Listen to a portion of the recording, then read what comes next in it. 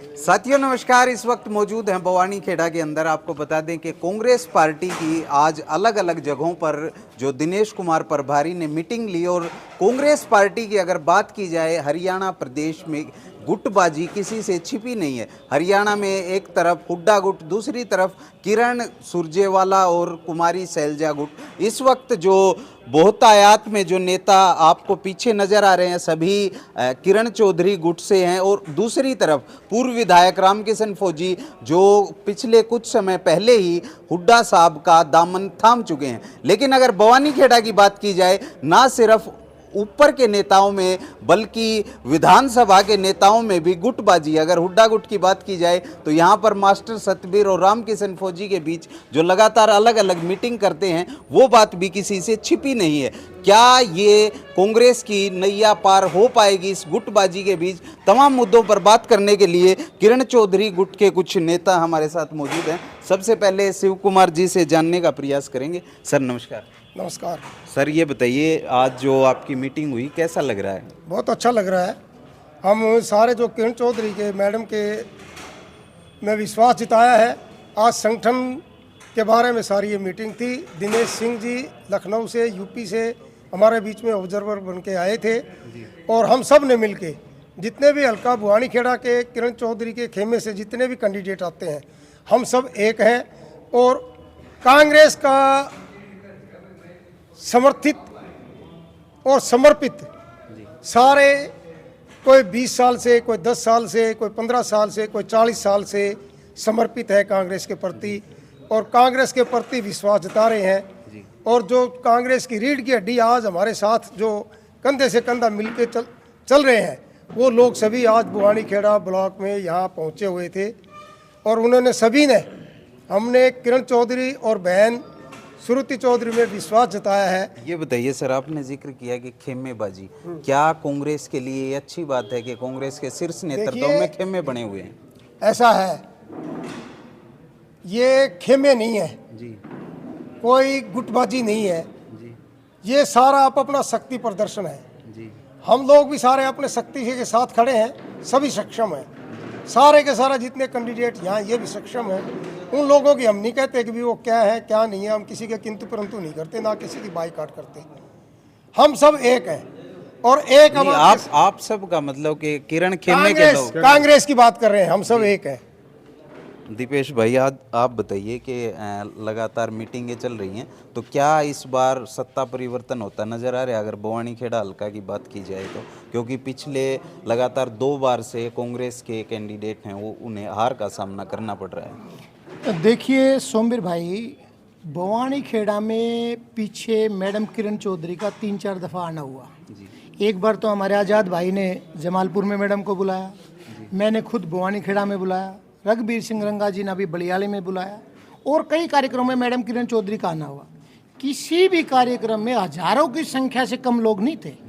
तो जब हजारों लोग जब मैडम में कांग्रेस में विश्वास जता रहे हैं तो ये निश्चित तौर पे मानते हैं कि आने वाला समय कांग्रेस पार्टी का है। तो क्या आपको क्या लगता है, पिछले जो 2 टर्म रही तब लोग विश्वास नहीं जता रहे थे मैडम किरण चौधरी में? देखिए भाई साहब, जब भी कोई आदमी चुनाव हारता है जी, तो कहीं ना कहीं कोई कमियां, कोई त्रुटियां रहती हैं। तो हो सकता है जब पीछे चुनाव हारे तो कांग्रेस के किसी कैंडिडेट में कोई कमी रही हो, किसी नीति में कोई कमी रही हो। तो आपको क्या लगता है, 10 साल हो गए, समीक्षा की होगी, आप वरिष्ठ कार्यकर्ता हैं, क्या कमी रही पिछले 2 बार में? देखिए भाई साहब, यहाँ एक चीज़ को आपको मानना पड़ेगा कि चौधरी बंसीलाल और मैडम किरण चौधरी जी का वर्चस्व रहा है, लोगों में बड़ी आस्था है। जो साथी कांग्रेस पार्टी से टिकट लेके आता है, मैडम किरण चौधरी में विश्वास रखता है, लोगों से जुड़ के रहता है, वो चुनाव को जीतता है। लेकिन कोई अगर अहम में आ जाए, कोई ये माने कि मैं ही सब कुछ हूँ, तो जनता उसको चेहरा दिखाने का काम करती है। जनता के साथ अगर नहीं जुड़ेगा तो चुनाव हारेगा, जनता के साथ जुड़ेगा तो चुनाव जीतेगा। तो कांग्रेस इतनी बड़ी गलती कैसे कर सकती है कि जो व्यक्ति जनता के साथ नहीं जुड़ा उसे फिर से टिकट थमा दी, 2 बार थमा दी, अगर तीसरी बार ऐसा हुआ तो कैसे निपटेगी कांग्रेस इन चीज़ों से? देखिए, टिकट देने का काम शीर्ष नेतृत्व का है, मैडम किरण चौधरी का है, मैं इस बारे में तो नहीं कह सकता। लेकिन ये चीज़ मैं निश्चित तौर पे आपके कह देता हूँ, अब की बार भवानी खेड़ा की जनता भवानी खेड़ा के सक्रिय कार्यकर्ता, हम जैसे जितने भी कार्यकर्ता मेहनत कर रहे हैं, अब की बार निश्चित तौर पे कांग्रेस में बदलाव आने वाला है। जी, आप बताइए आजाद जी, अगर भवानी खेड़ा की बात की जाए तो यहाँ पर भी जो गुट हैं उनमें फिर नीचे तक गुटबाजी है, आप लोगों के बीच तो कोई ऐसी गुटबाजी नहीं है? नहीं, वो तो आपने देख लिया ना, आज हम स्टेज पे हैं और जो टिकटार्थी हैं वो सारे अलग अलग प्रोग्राम कर रहे हैं, हम सब देख लो साथ खड़े हैं। और मैं टिकटार्थी की बात नहीं कर रहा, हम सब एक कार्यकर्ता हैं मैडम किरण चौधरी की। मैडम किरण चौधरी जिसको भी आशीर्वाद देगी, हम तन मन धन से उसके साथ हैं। नहीं, ऐसा तो पहले भी कहते थे, कहीं ये तो नहीं है कि हाथी के दांत दिखाने के और खाने के देखिए, और। मैं अभी उस बारे में कुछ नहीं कहता, आने वाला टाइम आपको बता देंगे हम कहाँ जाते हैं। मैं तो वहीं खड़ा पाऊँगा जहाँ मैडम कहोगी, मैं अपनी ओर सकता हूँ देखो जी। लेकिन जिस हिसाब से हम आज इकट्ठे हुए हैं उससे हम ना लगा हम सब एक हाँ, और एक होना भी पड़ेगा, एक हो बगैर बात बने को नहीं। जो कांग्रेस गुट के दूसरे जो लोग हैं वो कह रहे हैं कि भाई जो पूर्व विधायक हैं कि सारे इकट्ठे हो गए मेरे खिलाफ, ऐसा तो नहीं है? नहीं, ऐसी कोई बात नहीं है जी। देखो, हार जीत कर्म का खेल है, सब अपनी अपनी मेहनत करने लग रहे हैं। वो देखो भाई किसके कर्म में क्या लिखा है।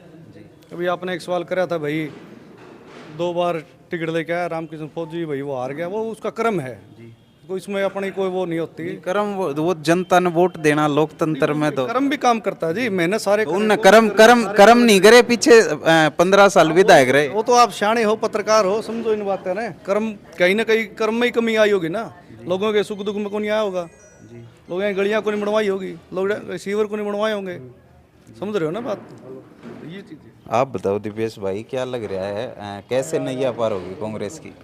नहीं, देखिए, आपने कहा भाई साहब नैया पार करने वाली है भवानी खेड़ा की जनता, और भवानी खेड़ा की जनता, आज 2 कार्यक्रम हुए, आपने देख लिया भाई दोनों कार्यक्रमों में से ज़्यादा जहाँ लोग कहाँ हैं, तो टिकट उसी को मिलती है जहाँ लोग ज़्यादा होते हैं, प्रजातंत्र है ये तो।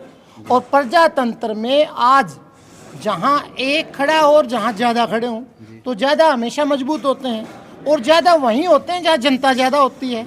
तो हम सब मैडम किरण चौधरी के आदेश के अनुसार, कांग्रेस पार्टी की नीतियों के अनुसार हम काम कर रहे हैं, और आने वाला समय भवानी खेड़ा का बहुत सुनहरा समय है और बदलाव होने वाला है। और मैं निश्चित तौर पे कह सकता हूं कि आप अब की बार भवानी खेड़ा में बहुत बड़ा बदलाव देखेंगे। ये बताइए भाई साहब, मैं भवानी खेड़ा के मौजूदा विधायक हैं जो, उनकी स्टेटमेंट पढ़ रहा था, कल ही उन्होंने कहा है कि सत्ता पक्ष का हल्का होने के बावजूद भी मेरे हल्के को पूरे भिवानी जिले में सबसे कम जो डीसी रेट की जो ग्रांट है, डी प्लान के जो काम है वो सबसे कम दिए गए हैं, तो इस पे क्या कहना चाहेंगे कि प्रभावशाली नहीं है विधायक? देखिए, डी प्लान का पैसा प्योर पैसा सरकार का होता है, तो मैंने भी वो अखबार पढ़ा था कि भाई तोशाम में ज़्यादा पैसा दे दिया, यहाँ नहीं दिया। भाई तोशाम में ज़्यादा पैसा इसलिए दे दिया क्योंकि वहाँ पैसा लेने वाली बहुत मजबूत नेता है, वो पढ़े लिखे नेता है, वो समझदार नेता है, उसको लोगों के अधिकारों का पता है। हमारा जो विधायक है वो कहीं ना कहीं सत्ता में बैठ के भी कमज़ोर है, वो जनता के हकों की लड़ाई क्या लड़ेगा, कभी बेचारे को उसको स्वयं को चेयर नहीं देते, कभी जब हल्के की बात करता है तो कहता है मेरे पास अधिकारी नहीं सुनते। तो हमारा नेता कमज़ोर है, हमारे नेता को लोगों के बीच में जाता नहीं, लोगों के कामों की जानकारी रहती नहीं, इसलिए वो बात रख नहीं पाता। तो निश्चित तौर पे आने वाला समय इसका नहीं है। तो फिर दो बार जनता ने चुन कैसे लिया, लोगों के बीच नहीं जाते हैं? देखिए भाई साहब, जब प्रतिद्वंदी चुनाव लड़ते हैं ना, तो कोई देखता है ये अच्छा है, कोई देखता है ये अच्छा है, तो जनता को जो अच्छा लगा जनता ने जिता दिया। जनता ने की पसंद थी। जब सामने 2 भागने वाले हो तो जो ज्यादा तेज दौड़ेगा या ज्यादा अच्छा होगा, जनता उसको प्रेफरेंस देती है ना। तो हो सकता है जो पीछे चुनाव लड़े हो उनमें ये उचित हो। आज जनता में बदलाव आ चुके हैं, खास करके हमारे भवानी खेड़ा हल्का में पब्लिक ने ये मान लिया है कि हमारा समर्थन कांग्रेस के साथ है, और वो जय कांग्रेस बोलने लग गए हैं, और सभी के सभी एकजुट होकर के इलेक्शन लड़ेंगे। और कहीं भी कोई, जैसे आपने बताया ना, अभी भाई दीपेश जी बता रहे थे, जो हमारे मौजूदा विधायक हैं वो किसी के दुख सुख में या उसकी कार्यशैली में कहीं ना कहीं तो चूक है ना, जिसकी वजह से आज जो है पब्लिक उनसे रूठ चुकी है, और वो सत्ता परिवर्तन के लिए मौके का इंतजार कर रही है कि जब भी इलेक्शन आए हम अपने वोट की चोट लगा करके इनको सत्ता से बाहर कर देंगे। जी, तो इस वक्त मैडम आप बताइए कि अगर महिलाओं की बात की जाए, तमाम संगठनों में महिलाओं की जो भागीदारी है वो ना के बराबर है, तो इसे कैसे बढ़ाया जा सकता है? महिला आगे ना के बराबर नहीं रहेंगी, बढ़ चढ़ कर भाग लेंगी और महिला को 33% आरक्षण भी अब मिल जाएगा। तो महिला पुरुषों के बराबर कंधे से कंधा मिलाकर आगे तैयार है आगे के लिए। तो संगठन की आज मीटिंग थी, तो क्या आपके क्या सुझाव रहे महिलाओं के लिए, किस प्रकार से संगठन में महिलाओं की भागीदारी को बढ़ाया जा सकता है? महिलाओं को जागरूक किया जाएगा जी घर घर जाके। और अब की बार बुआनी खेड़ा की जनता, मैं यही कहना चाहूँगी कि बदलाव चाहती है और बुआनी खेड़ा का आपको अब की बार बदलाव नज़र आएगा। और इस बार बुआनी खेड़ा चाहता है कि बुआनी खेड़ा की बारी हो। जी, तो इस वक्त मौजूद थे ओट धर्मशाला भवानी खेड़ा में। अगर बात की जाए तो संगठन के निर्माण की लगातार कांग्रेस प्रयास करने में जुटी हुई है। आपको भविष्य की तमाम तस्वीरें दिखाते रहेंगे। आप देख रहे थे एनडी न्यूज़, मेरा नाम है सोमवीर। मैडम ये बताइए, अगर भवानी खेड़ा की बात की जाए तो आज तक किसी भी महिला को मौका नहीं मिला है, तो इस पर क्या कहना चाहेंगी? अगर विधानसभा की बात की जाए तो विधानसभा में आज तक पीछे किसी भी महिला को टिकट नहीं दी गई है। तो